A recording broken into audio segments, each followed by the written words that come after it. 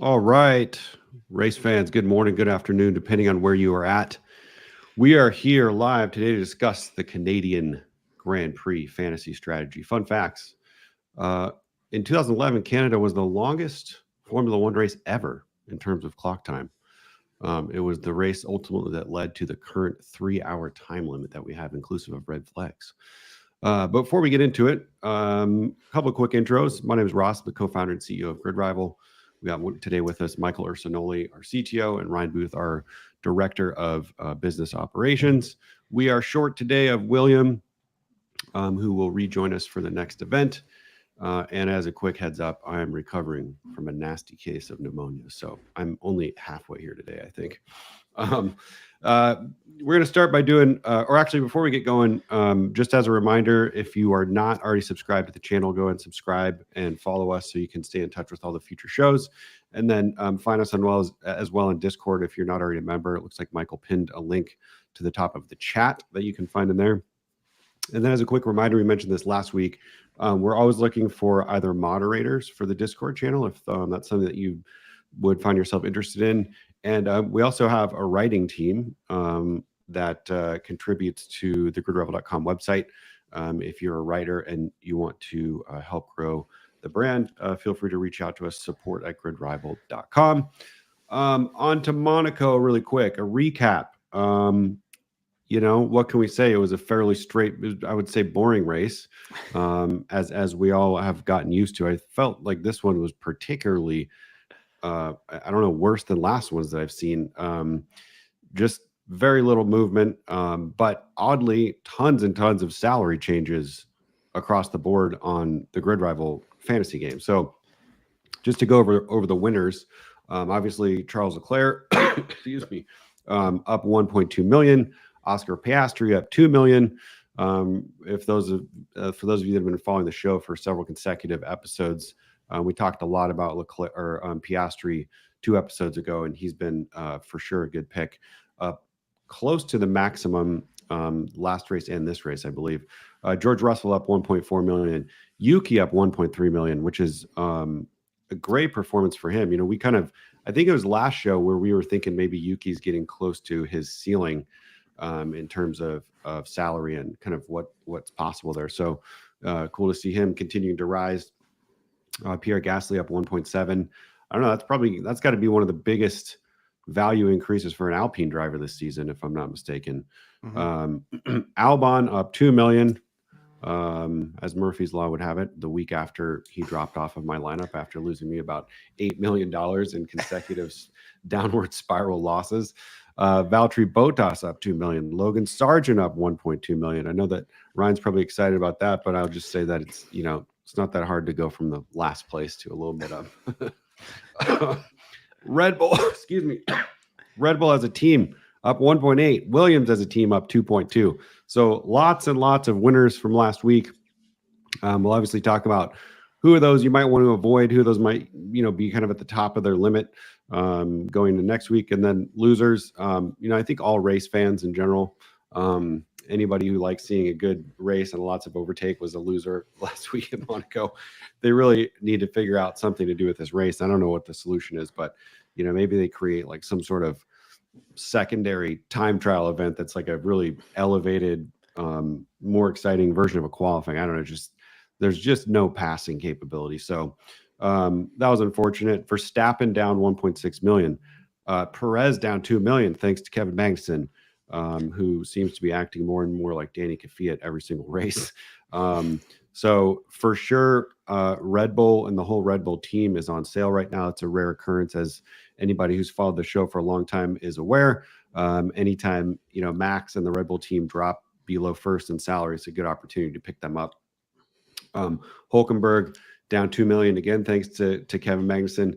Kevin Magnussen down 2 million thanks to Kevin Magnussen, and the Haas team down 2 million thanks to Kevin Magnussen. So Kevin Magnussen caused a total of $8 million in losses, which are more than probably close to half of all the losses on GridRival this past weekend. So and then a couple more. Ocon down 1.7, Red Bull down 2.3. Again, back to my comment earlier, probably a really good week maybe the best so far this season to pick up Red Bull as a team. I think we've seen earlier, I don't know what race it was, we saw, excuse me, Verstappen drop to second, but I think in that race, the team didn't drop this far. So this might be a good opportunity to pick up Red Bull as a team if you have an open spot. And then finally, Aston Martin down 1.4. So tons and tons of movement across the board. You guys have anything you want to add there? Any feedbacks, comments, or any questions that have come in yet? I think we definitely told people to avoid Perez last show. So that ended up being good advice. But yeah, I mean the Haas incident and the $8 million of app value lost across the board should be looking like opportunities for folks this week. And also I gotta say for Logan Sargent, like a lot of people are will put Logan Sargent on their lineups because he's cheap, but now he's less cheap, $1.2 million less cheap. So with that floor rising a little bit, something you have to keep in mind with lineup setting, you have to keep 5.6 million around to sign Logan now as your last driver on the grid. So, that was a standout to me as well. When the floor rises, it changes lineups for everyone across the whole game. Yep. Yeah. And with Logan, he was really the only one. It was pretty impressive. Like Sargent was the only one to really get overtaken on track during green flag at all throughout all of Monaco. So, he was the only driver to pull that one off. Wanted everyone else to feel a little bit better about themselves, I guess, and give us race fans something to watch. And, I don't think anyone was really expecting much excitement out of Monaco to begin with, just with the way that these cars are and how Monaco has functioned for a while now. But I mean, I guess the one exciting part on the first lap with everyone getting wiped out essentially made the race even worse than usual because everyone just got to go and change their tires. The only excitement potentially was going to be pit stop strategy, what was going to happen. Maybe someone has a bad stop.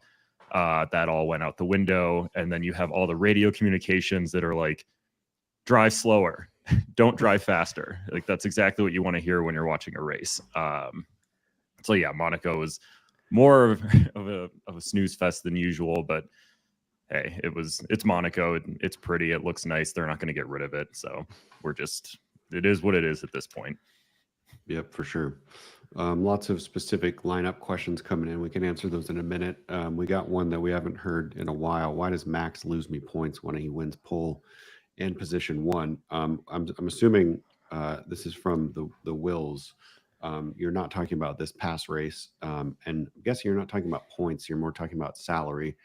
He wouldn't lose you points per se, even if he didn't finish first place. But the reason for the discrepancy you might be referring to is because rank or a salary change is based off of fantasy point rank, not finish position rank. So in many fantasy games, things are not always based off of the winning team or a specific finish position. There's a lot of different attributes that go into the points you earn every weekend, from overtakes to improvement points to qualifying to the race. So oftentimes the person who finishes the race in first place may not have the highest fantasy points.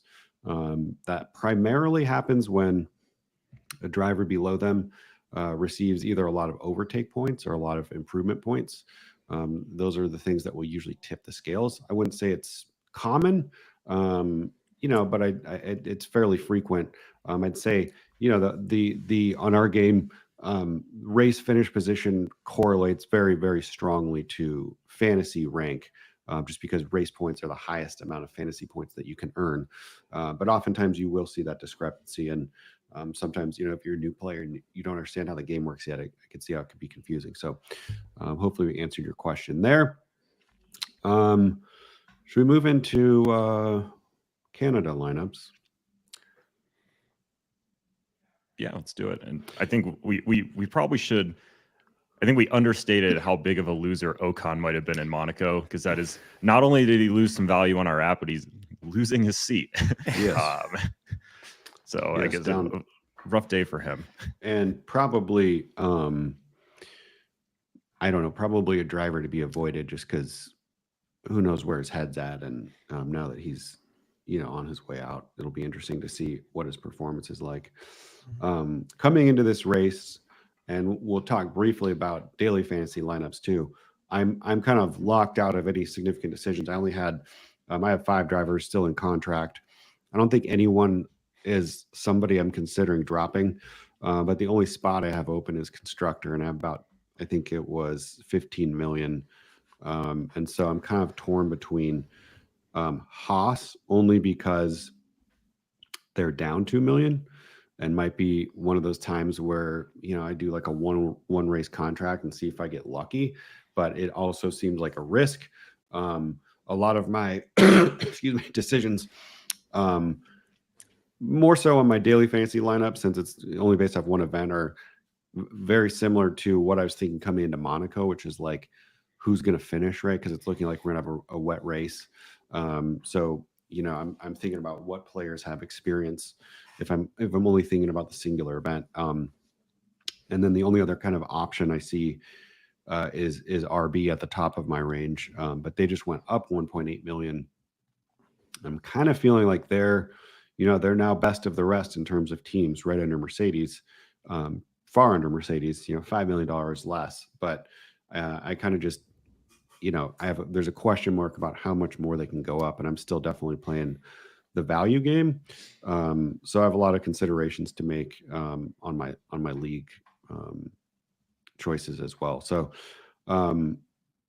thinking in terms of like undervalued and overvalued, right? There's a lot of changes, so I think it's worth addressing like which ones are still come with some upside.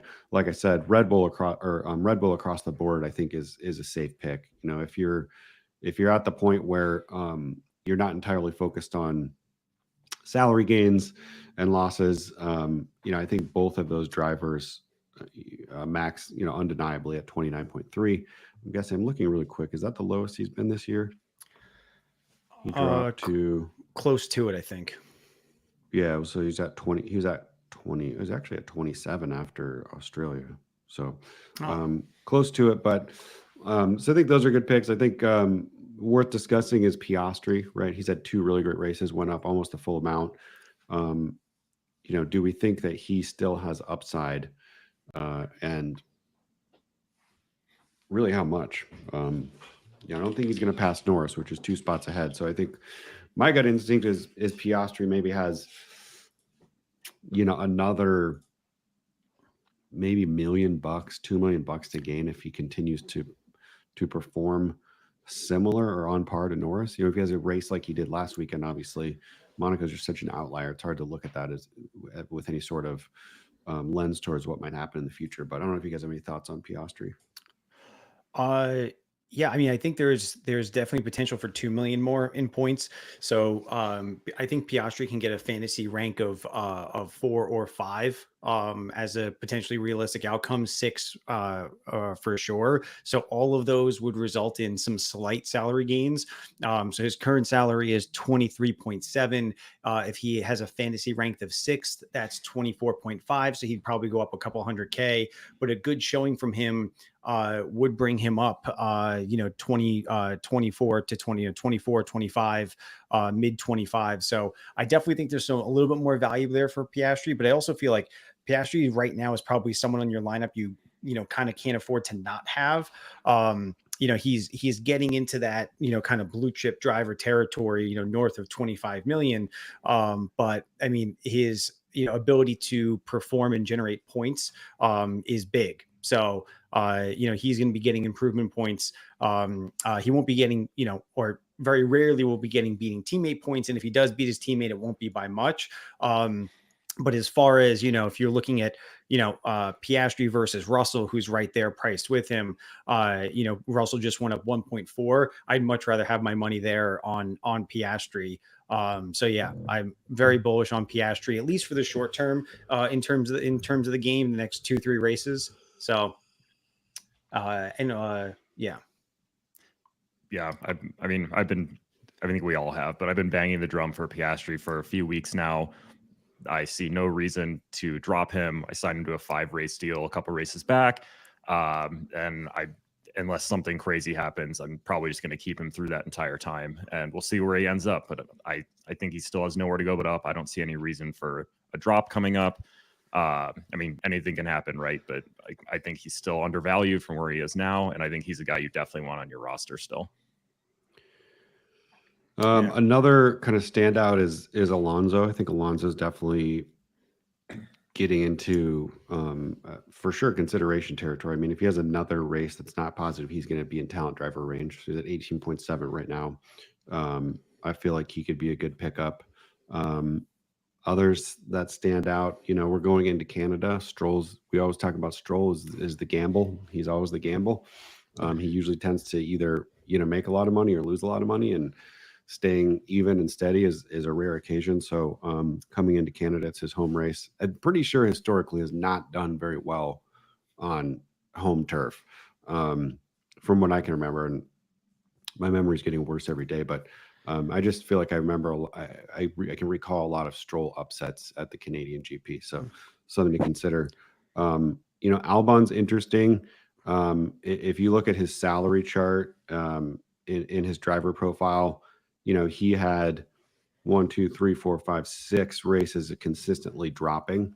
And so you kind of wonder how much of that was bad luck and circumstance versus skill. And you kind of just wonder, like, is he going to make a little bit of a comeback? So that'll be interesting to check out.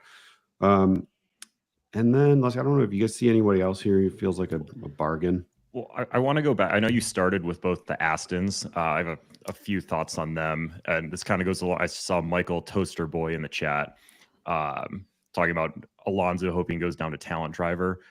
I think Alonso's at that point where you either hold off because you think he's going to drop in talent driver range, or you sign him to a long-term deal thinking that, hey, he has value to grow. He's undervalued right now. I want him on my team to grow value. And if he does have a bad race and he drops to the talent driver range and you can use him, I mean, that's not ideal, but he's still on your roster. But if you sign him to like a 1 race deal and he drops, like, you lose that value, he drops in a talent range, he's locked out for you. That's kind of worst case scenario. So I think you're either looking at, I'm going to hold off on Alonso, or I'm signing him to, 3, 4, 5 races. With that kind of downside is you do get to use him as talent if he does lose value. Upside is he starts racing really well and you got yourself a good deal. And along those same lines, like, I think Aston warrants a serious look at Constructor this weekend. I think they've dropped below VCARB, which, that's been who knows what's going on there. But I think that's someone to look at. Like, there's some value there, and I am higher on Stroll, I think, than most people would be. So I think Aston's worth a look if you don't want to deal with the whole Alonso talent driver situation and you don't want to hitch your wagon fully to Stroll, and you get a little bit of value there, because I think both of them have the potential to do a little better than they're ranked right now. Yeah, for sure. Good question from Liam. Is Bottas worth dropping to capture his 2 million?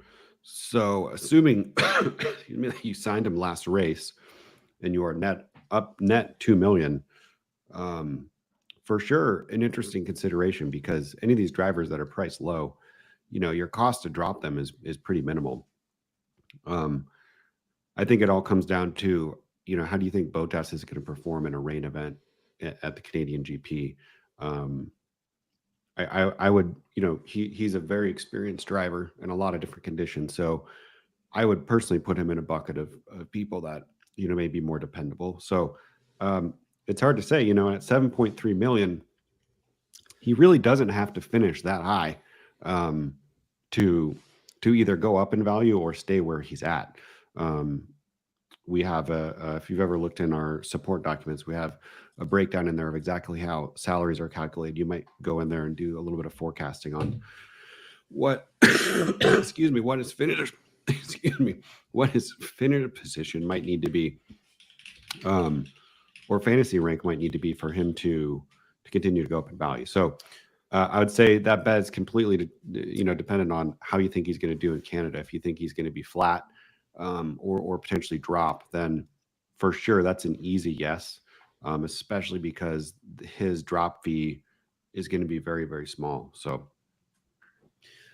that would be my advice. Yeah, I don't know. I don't really want either of Bottas or Joe on anywhere near my team at this point. I think if you already have him and you capture the 2 million in value, like, great. I would not be running to sign him if he's not currently on your lineup. And as much of a menace as Magnussen has been, he is right now the same price as Bottas, and I would take Magnussen over Bottas every single time. And I guess you just cross your fingers and hope that when Magnussen is taking everybody else out, he doesn't end up taking himself out as well, because maybe there's some value there. He takes out everyone in the back, and that's going to help his finish position. Yeah, I think there's lots of should I sell questions in here, and I think the answer is it's exactly what I gave on the last one. Is like realistically, over the next event or two, or however long the contract is, what do you think the likelihood of them is to drop? One of them was sell Aston and buy RB. Ooh, I'm in that boat. Yeah. Yeah, so that's a good question. So I'm actually thinking about the sell Aston pick up RB move. So I signed Aston for Monaco just because thinking they were a little undervalued. I signed them to a very short contract, two races. So lost 1.4 million on that. Not really too pleased about that. I have 32 mil in the bank. I have Max on cooldown. I made a lot of money on him, so I'm not too salty about losing the 1.7 at the end. But yeah, I'm also considering dropping Aston to pick up Red Bull. I think that could be a smart move. So I'm currently considering that same move. The only thing about that move that is just like hesitant at face value, and this could very much be sunken cost fallacy, is you're selling a team that's down 1.4 for a team that's up 1.8. So again, it might be the right move because it's very possible that RB goes up more and Aston Martin falls more, but that's the only thing I see when looking at those numbers. That's kind of like, I would do some more research. I'd be doing the exact opposite, actually, because I look at the drivers. If you put them on a level plane, I think Alonso is better than Tsunoda, and I think Stroll is going to have a better weekend than Ricciardo. And so I think both Aston drivers are going to outperform both of the V-carb drivers, and Aston is cheaper. So I would be siding with Aston. So I was talking about Red Bull, not V-carb. Oh, I thought you said RB. Oh, my bad. RBR instead of VCARB. Yeah. That's why I referenced 32 million. So I have the money to afford Red Bull instead of Racing Bulls. Yeah, no, I agree. Aston over Racing Bulls, if that's the question. But if it's Red Bull, then I would go Red Bull. Anrox asked a solid question related to daily fantasy. What's better in your opinion, same teams on daily fantasy, or hedge your bets and choose all different teams? Ooh, I have a take on that. Yeah. Enter in more than one lineup on daily fantasy. I think that's what he's talking about. I'm assuming he's asking if my interpretation of the question was, if you're entering multiple lineups, do you use the same team on each lineup, or do you make a different team? You said a different set of drivers and constructors. Yeah. If I'm doing multi-entry on daily fantasy, I'm usually playing at least 3 different lineups, just to kind of hedge my entries on like what plan might work out. And then if I feel really confident about those 3, I'll enter those 3 again, or maybe with like a very, very slight variation, because currently on our $1,000 contest, the top 44 places win money. So if you have a solid lineup, you could win, and this does happen, you could win multiple times in the same contest. So it's definitely a smart move.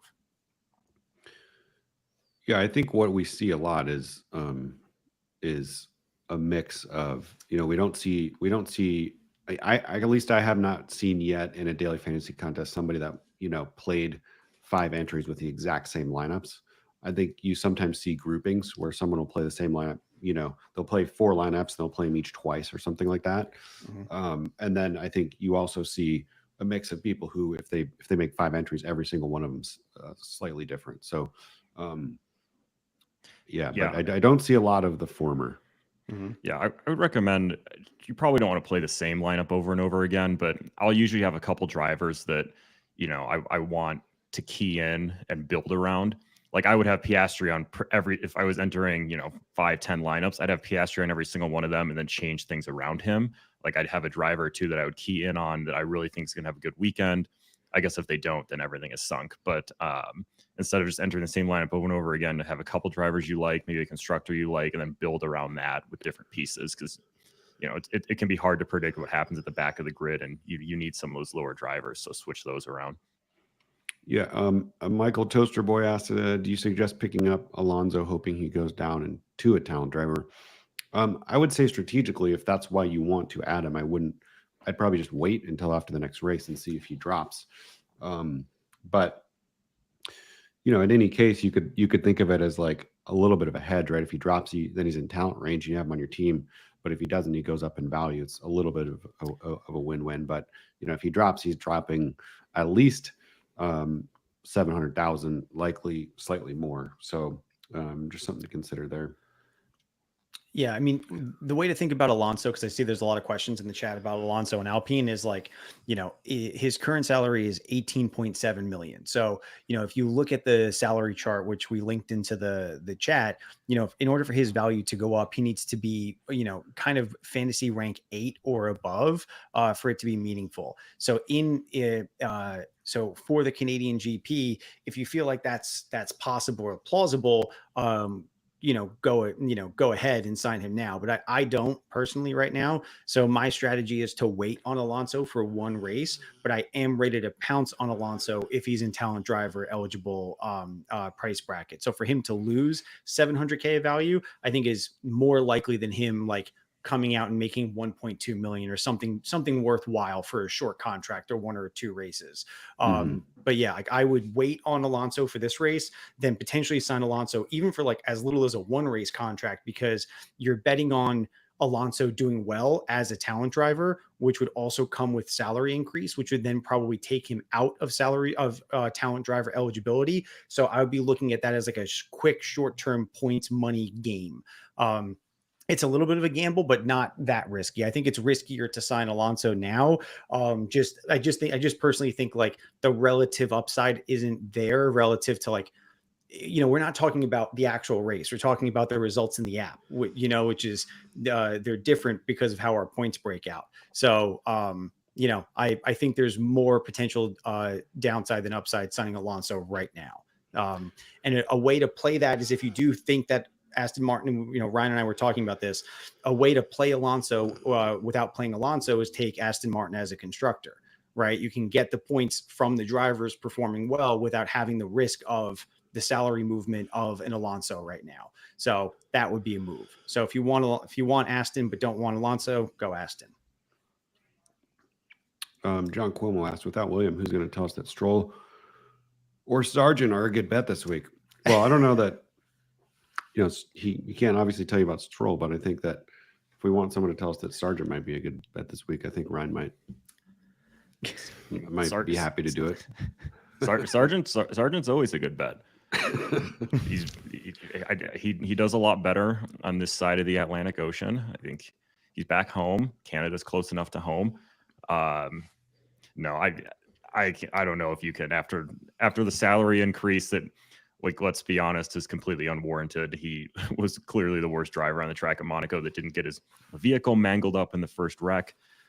He's getting passed at Monaco. If that's held, that's morale is pretty low at the Logan Sargent fan club right now. We really badly need a good race in Canada. There have been all sorts of rumors swirling about him losing his seat. It has been a tough go here lately. So we're looking for anything we can latch onto. That being said, yeah, go ahead and sign him for 5 races. He's got nowhere to go but up. Yeah, that's true.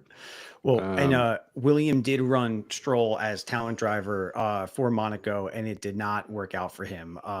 We probably glossed over it, but this week Ryan won the league, right? You won the league for Monaco? Two in a row. Yeah, I'm two in a clawing row. my way back into things. Yeah, and I was right behind you. So we are... We had a good showing, and Ryan broke 1,000 points, 1,005 points. So Ryan's tips last week were good. I was right behind him at 977. So, and I guess, and I'm just plummeting. Yeah, going off that, it really was. I talked about it 2 weeks ago, and it was no one likes Albon anymore. Like now is probably the time to buy low on Albon. He had a solid performance. Like I think he's looking a little better now. I'm keeping him on my lineup. My lineup is pretty boring this week. I only had one person come off contract, and that was I cut Max early to add Charles for Monaco, and now I'm just adding Max right back into that place along with everyone else that I have. So it was it's an easy week for me, and we'll see what happens. Dakota Lee says 30 million available. Max is out. Only change this week. Who should I sign? I don't know who you already have on your team, but like I would say if Piastri's not on there, I would also say Perez is a good undervalued choice for a longer term contract. I think I don't like Leclerc. He's at the top of the salary list now after Monaco. I really don't like Sainz, at 26. So the standouts to me that seem to still have value are Perez and Piastri. If those aren't already on your lineup, I don't know if you guys have anything to add there. Yeah, as dicey as Perez has been lately, he's in a top car, and despite all the Checo hate out there, he is a competent driver. I had flame me in the chat for that, but he very well should be 1-2 with Max or 1-3. They should be at the top of the board. So for him sitting where he is with his current salary position relative to the game, he's undervalued. But again, I would play that as a short contract. I wouldn't be betting on Perez long term because he is kind of boomer bust. His salary charts all over the place. But after a 2 million drop, he's at 25.2. Picking him up for a short contract while you get Max back available to you, or we see what's happening with Norris or Piastri, that's also a decent play. I think if you have one spot available and you have 30 million, just sign Leclerc. It's probably not the best value move, but you said you're in first place. You have a lot of team value. Why not just sign Leclerc for a race? I think if you had to guess right now who's going to score the most points, it probably is Max, and then it's probably Leclerc pretty clearly number 2, Leclerc or Norris. You have the money available. I don't think you really need to be fighting for that value increase. It's just, hey, I want the points and I want them now. I would just say sign Leclerc. Yeah, sign Leclerc. You have the money available.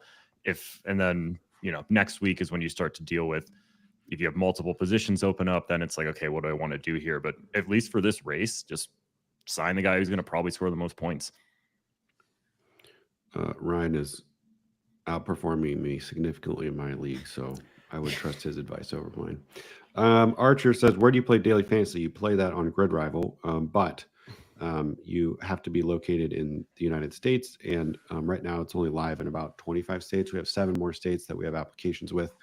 If you happen to be in the UK asking that question, our hope is to be live with both our Pick'em game and our daily fantasy game. Call it fall. We have one of the licenses with the UK Gambling Commission granted. We have another one hopefully coming towards the end of being approved, and then there's some things that we got to build internally to be able to launch there. But and then on top of that, also maybe fall towards end of the season, we should hopefully be able to be live in most of Canada with the exception of Ontario with those products. So stay tuned. We'll update folks in the app as we get new states coming online. Let's see. Looking for questions here. William showed up in the chat. William did? He did. Oh, there he is. There he is. William, I know you're listening. Everyone's asking where you are, but we're trying to channel your spirit. Excuse me. What are your thoughts on dropping Hulkenberg after DNF? What's Hulkenberg priced at? 13.4, dropped 2 million. Now might be the time to buy Hulkenberg. Yeah. That's what I was going to say. Yeah, Haas is on sale right now. This is not the time to be bullish on Haas after that loss. Yeah, and there's still a really good and rare gap between, above talent driver and below. You have Alonso at 18.7, then Tsunoda at 16.9, and then you go all the way to 13.4 Hulkenberg. So I think just by nature of the way the game is built, if he continues to finish really even in 10th place, the place he's currently at, 10th or 11th, he should go up in salary because there's such a hole there. So I think he's actually a good buy. And then, to the point, I think Haas team is for sure underpriced. I am nervous. Kevin Magnussen has made me nervous lately, but he's all the way down to 18th as well. So he's like, he has to continue to excuse me, have pretty poor performances to stay all the way at 7.4. Yeah, as we talked about, there were so many salary movers from Monaco.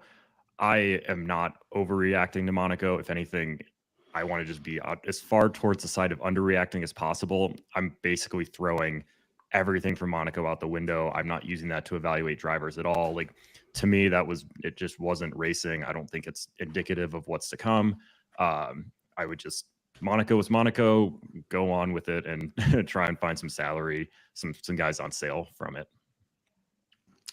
Yeah, and even like someone asked best driver for 10.5 million. I think that conversation about Magnussen goes right there. So under 10.5, you have Danny, Rick, Zhou, Magnussen, Bottas, Sargent.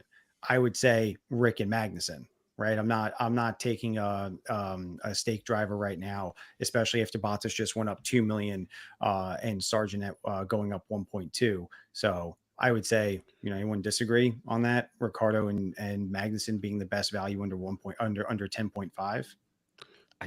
I think it's Ricardo by a significant margin. Yeah. If I needed to sign one driver and I had 10.5, it's Ricardo no matter what. Yeah, agreed. Yeah, I'm just looking at Ricardo's salary this season peaked at just over 11, and the highest Magnussen has gotten is just over 10. So if you're thinking in terms of like potential upside, that said, Ricardo's pretty close to his peak already. Kevin Magnussen's 2.5 million from it. So, and they both have, if you look at their 8-race average, you have Ricardo at 102, you have Magnussen at 101.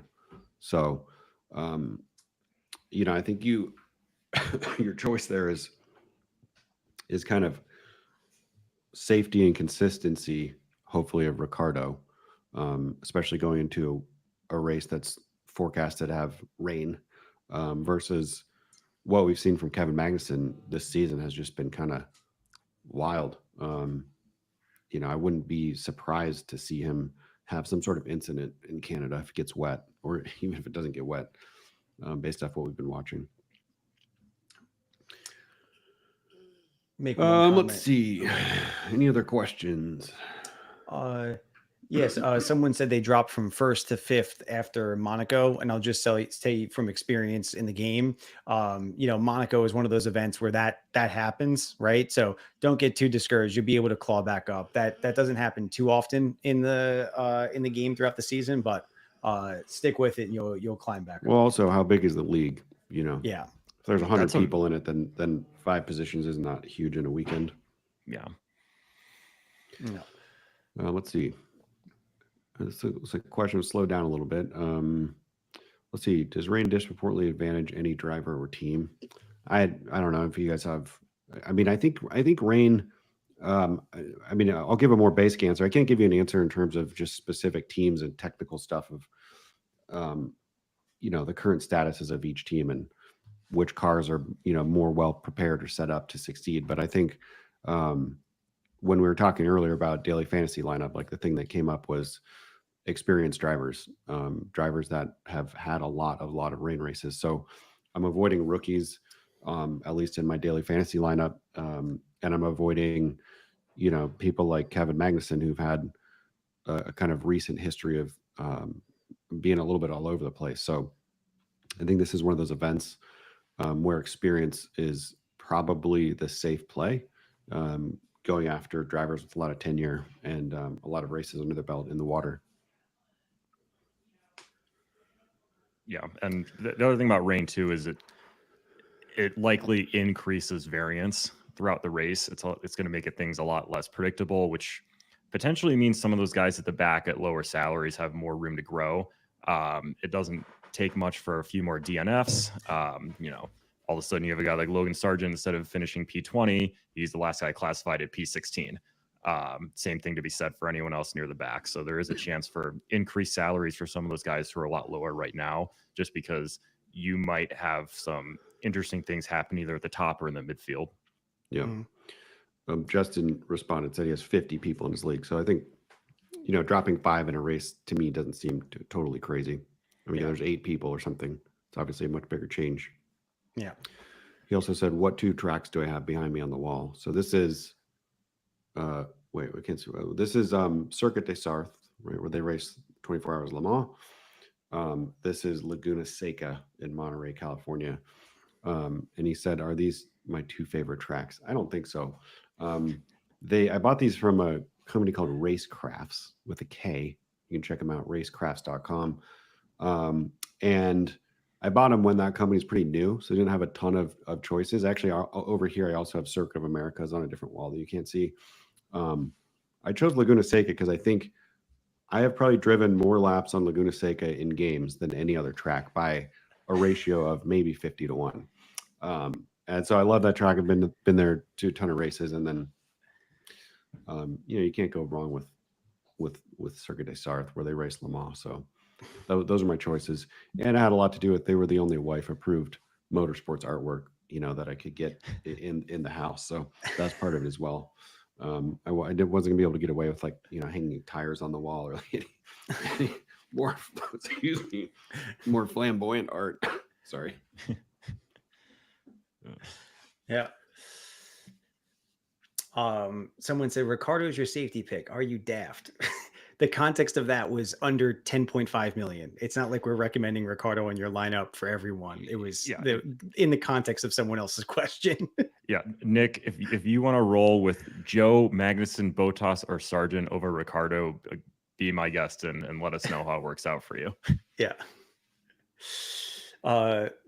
Best way to spend 37 million on 2 drivers. Team is Leclerc, Piastri, Tsunoda, Aston. Thinking Perez and so if you have 37 million, what is Perez is 25.2. So you're basically asking what's your best value at 11.8 or under. I like Perez and I'm going risky here. Perez and Magnussen. You got Perez and Albon though. 11.8. He's got Albon's at 11.1. Yeah, he could afford Albon. I would pro tip. I would, even though Ocon's 11 right now, Ocon's going to have the 5 place grid penalty at the start of the race. And the way that our game works, that won't result in additional overtake points because it's the difference between quality position and race position, not net positions gained in the race. Contrary, Gasly, though, if that gap remains, Gasly would get more beating teammate points if they kept that gap between them. So yeah, I would say Albon if you're going Perez and Albon, or if you're going Perez, I would do Perez and Albon. I agree. I like Albon. He's been on a downward spiral, and I think part of it's been luck. I think he's in a machine that's capable of a rank higher than where he currently sits. Yeah, Albon or Ricardo, take your pick. Let's see. I think we're running low on questions. Do we want to go over DFS lineups real quick? Sure. I'll start. I went again full kind of. I went mostly with experience because I'm thinking it's going to rain, and then I threw in one wild card, which I'm sure everybody knows who it is. So topping it off, I got Norris, Alonso. We got Ricardo, Bottas, and then I threw in Stroll just because sometimes you got to take a flyer to win. Excuse me. And I even doubled down and put him as my talent driver. And then I picked as a team, just pricing wise, in daily fantasy, you're a little bit more constrained because you start every race with 100, right? You don't get to have any additional value like you do in your league. So I couldn't. The highest ranked team I could afford was Mercedes, which I feel like it's a fairly safe play. Hamilton has hundreds and hundreds of races in the rain, obviously, and George is certainly not a rookie anymore. So that's kind of what I went with as far as the weekend contest. Ryan, what about you? You go first before I say mine. Mine varies greatly from Ross's. Yeah, I got a little bit of a weird one. I do have Piastri. That's someone I'm building around all week. I went with Sainz as my top level driver just because he was the only one I could afford with the rest of this lineup. I am rolling with Stroll. I may talent driver Stroll just because, like I said, with DFS, I'm really aiming for I either want to come in first place or I'll come in last place. I don't care about coming in third, fourth. Like that's not the point of this. I'm still running with Albon. I think he's going to have a good weekend. My guy Ricardo, who I know some people aren't a fan of, but I may be out of spite. I'll just run Ricardo on every single lineup this weekend and see how that goes for me. And then I do like Aston as a constructor. I think that they are at a pretty good price right now, and I think that they're going to have a stronger showing than we've seen recently. Interesting. Okay. So I'm going for Verstappen, Piastri, Sonoda, Albon, Magnussen, Haas. There's Haas scores historically it scores more points relative to their current value. So betting on that. And with daily fantasy, the cap is 100 million. So I'm trying to call a shot on Verstappen as the race winner. Sorry, Noah, if I'm pronouncing Verstappen wrong. I don't. But Verstappen for race win would generate the most amount of points in the daily fantasy lineup. At what point in the season do you think you should switch to points over value mentality? My team is valued at 127. I'd say you're pretty dang close. It actually is not, in my experience. And although I'm not very good at this game, I am the most experienced. And in my experience, it's usually not a point in the season. It's usually a point in your team's value. And where you're at is very close to where I start seeing it more and more difficult to drop from. So what I see is like, if you get into the 123, 125 range, you can still drop pretty heavily, if you have a couple bad races. But once you start to get over like 130, in the 135 range, you can end up picking the caliber of drivers that just don't tend to have as much salary drop and sign longer contracts to hedge for when they maybe do have a singular race that's bad. So that would be my advice, is, if you can get your team into that range, call it above 130, I think you're definitely in a spot where you can start thinking a lot more about points and worrying less about, somebody to go up or down in value. I think that you're going to see people, if this is your first season playing this, there's people that I can already tell by where salaries have changed right now. I mean, there's going to be people that end this season with 150, 160 million in team value, which is, we might need to reconsider like dropping the max adjustment every week to like $1 million or something, because that's just crazy. But I think it's not to say that you fully switch off to like not thinking about salary at all. I think you always want to be looking at it, but I think you're going to come across circumstances where there's a trade-off you have to make. And I think the trade-off early in the season you want to make is more towards salary.